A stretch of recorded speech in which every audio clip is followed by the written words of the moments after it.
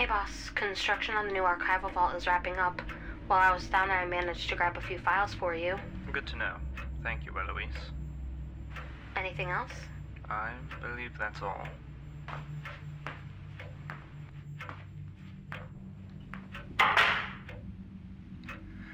I guess I'll start with this one then. Let's see. I remember coming across this one a few times while I was still working in the Foundation's library. Case number 1997-05-17, aptly nicknamed Strings. Statement of Michael Christopher on the events he witnessed May 17th, 1997. Statement begins. I guess I should give you all some background information.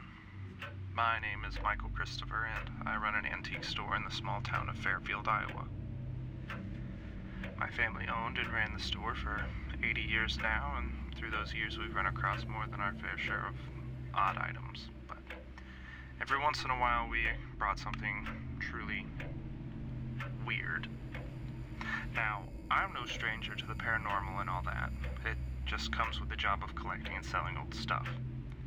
Everything's always ended all right when anything like that happens, until 6 days ago. It was around noon on May 11th, and I had just finished selling an antique dresser and lamp from the 50s to a rather lovely couple that were new to town. I had finished making the sale, and a tall, well-dressed man walked up and set a large metal briefcase on the counter with a heavy thud. Now, when I say well-dressed, I don't mean nice clothes. This dude looks like old money, like movie-style old money, which is not a common occurrence in Fairfield, let me just say that. So, it was already odd, but the way someone dresses is typically no indication of what they could have. I welcomed him in and asked if I could help him with anything.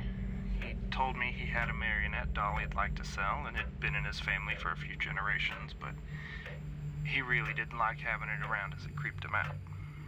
So he decided to sell it. I told him I'd take a look at it, and I could see about telling him what I thought it would be worth. He opened the briefcase and turned it around, and as he said, inside was a rather old marionette doll. It was made of wood, and the paint was rather faded, and as I took a closer look, there were a few faint red stains on its faded white face. I asked him if the marionette had a name, and he told me its name was Sarah. I looked back to the marionette doll and started thinking about what I'd buy it for. Although its paint was faded, it was still in good condition and wouldn't be hard to repair. I asked him what he wanted for it, and he said about $250. I smiled at him and told him he had a deal. He smiled back at me and said for that money I can have the briefcase too. I told him thank you and asked for his name. He seemed to look around nervously before telling me his name was Dorian Gray. I gave him the money and smiled and thanked him for coming, and he quickly walked out the door. I now realize I never should have bought the damn thing. If I hadn't had collectors come by often looking for marionette dolls, I wouldn't be in this mess, but it is what it is. After the shop had closed that night, I sat down and started taking a closer look at the doll to see what needed to be repaired. I soon found a small metal plate underneath the hair on the back of its head. The company logo on it was worn away, but the production date was still readable. I was mildly shocked when I read the doll was made in 1827, and even more so it was still in such good condition. After reading that, I made sure to take extra care while I was cleaning it up. So I carefully took off what was left of the old paint and applied new of the same color. I also stitched up any holes in the doll's clothes, as I already knew that the regulars that come in to buy them would rather have them restored by me than someone else. Everything was normal for the next 3 days after getting the marionette. The first time I noticed anything strange happened a few hours after I accidentally knocked her over while I had her sitting upright on my workbench. About an hour later, later, I noticed a small scratch on my forearm. I didn't think anything of it. It just happens while working. So I just closed up shop and went home. When I woke up the next morning, there were a few more scratches on my arms, but again, I still didn't think anything of it, so I just went to the store and opened up for the day. Everything went normally during the day, and after we closed, I went back to restoring the marionette doll. As I was working, I eventually noticed that there was a bit of red staining that wasn't there before on the doll's fingertips. I just assumed it was some sort of paint residue from one of my other projects I was working on that day. I ran a cloth across it, and it came off rather easily. I now know that it wasn't paint, but my own blood from Sarah making scratches on my arms. Things escalated the next day when a book above the doll fell off its shelves and knocked her off the table and onto the floor. It wasn't but a split second after she landed, various objects in the store began to shake. Now, I don't mean like shake as an earthquake. I mean jumping across tables and flying through shelves. At this point, I realized I never should have bought the doll, and there's no way in hell I was going to give it to any of my customers. I decided then and there I was going to get rid of it. I didn't care. I paid a decent amount of money for it. It certainly wasn't worth whatever the hell was going on. I quickly closed up shop that day and grabbed the doll and threw her in the back of my car and drove off looking for a spot to get rid of her. That's when I thought of Bonneville Lake, as it wasn't far from my shop. Now, I don't know why, but when I thought of the best way to get rid of some creepy old doll, that idea came to mind. Now that I'm thinking about it, it was one of the worst mistakes of my entire life. I assumed there'd be no way for anything to happen after I threw her in the lake, so I quickly drove over, took the doll out of my car, and tied a piece of scrap metal that was in my trunk to her, and threw her in the lake. I watched her sink before getting back in my car. I couldn't wonder if it was truly the end of it. I hoped and prayed with all my will that it would be, but as my presence here would insinuate, it wasn't enough. When I arrived at home, I quickly went inside and locked all the doors and windows and went to the kitchen to make myself a cup of tea to settle my nerves. I was halfway done drinking it when all the lights in the house began to flicker for a few seconds before they shut off entirely. I quickly stumbled around in my kitchen looking for any kind of light until I froze in my tracks when I heard the front door that I just locked open and slam shut.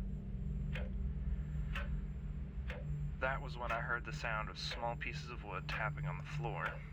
They were slowly coming my way. I scrambled around my kitchen until I finally found the flashlight and turned it on, only to be met with a faint light. The light tapping stopped just behind me.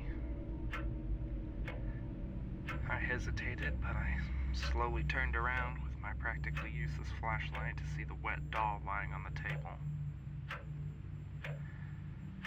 I thought about getting in my car and driving off to God knows where, but I didn't. I don't know why. I slowly walked over to it and stopped halfway when I saw the strings attached to her slowly rise into the air. And somehow at the top of them there were two barely visible hands that were somehow darker than the rest of the lightly lit kitchen. Now, when I say darker, I don't mean they were just solid black hands. No, they were darker than darkness.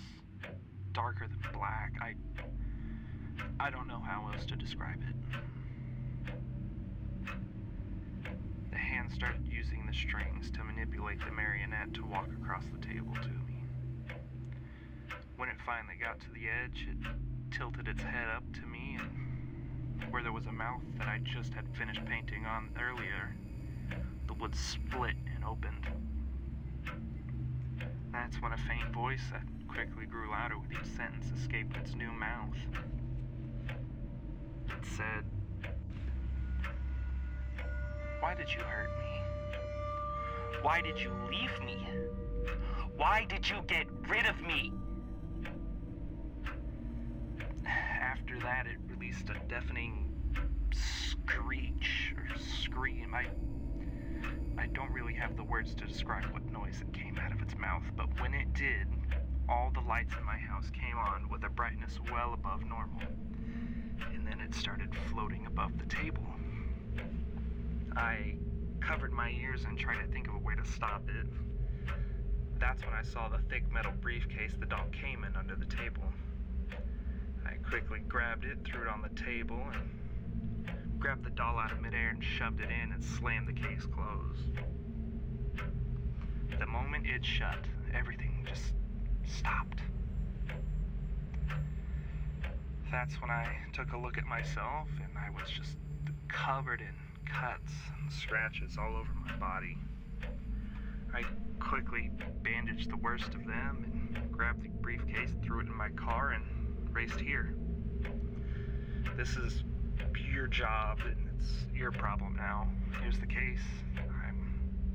I'm going home, and I'm gonna try and leave this behind me. Good luck. Statement ends. This case was a rather interesting one. The statement itself is pretty standard for the Foundation, but the investigation is what makes this case undoubtedly one of our more violent ones. I and many others in the Foundation know exactly why this case has its own nickname. When the Foundation first received this statement, it wasn't taken too seriously, as it sounded like many fake statements we often get. Even more so because when the briefcase was opened, unfortunately for Michael, it was empty. But regardless of how fake a statement sounds, it is our job to investigate. It's a good thing we did, otherwise we would not have collected one of our more enigmatic objects, for lack of a better term. The investigation was quickly scheduled when we were unable to contact Michael multiple times to arrange a follow-up 2 days after his statement was taken. When our investigators arrived at Michael's place of residence, the place apparently smelled of blood, so they quickly let themselves in. When they entered, they noted that the smell got stronger, but there was no blood in sight. As they moved through the house, they eventually found a puddle of blood on the kitchen floor, but no body or trails of blood leading away from it. The search through the kitchen continued until the sound of a slow dripping was noticed.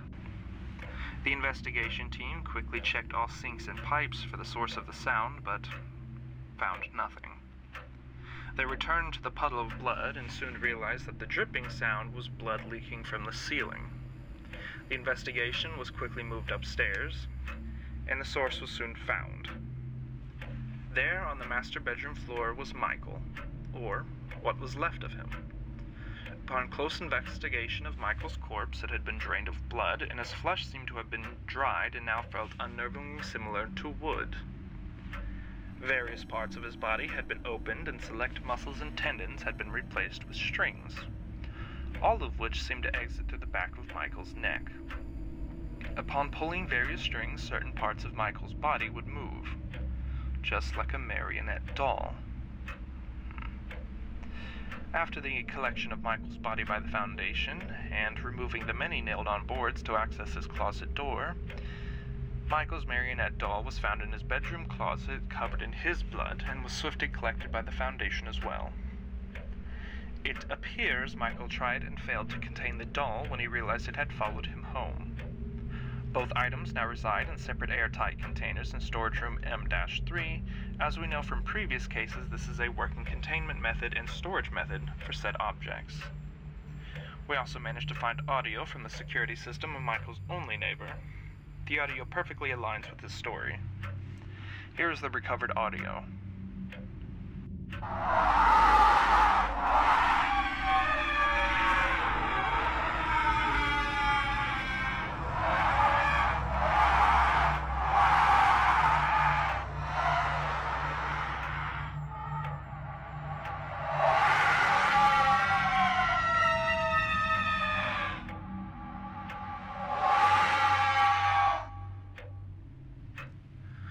Quite the disturbing case indeed.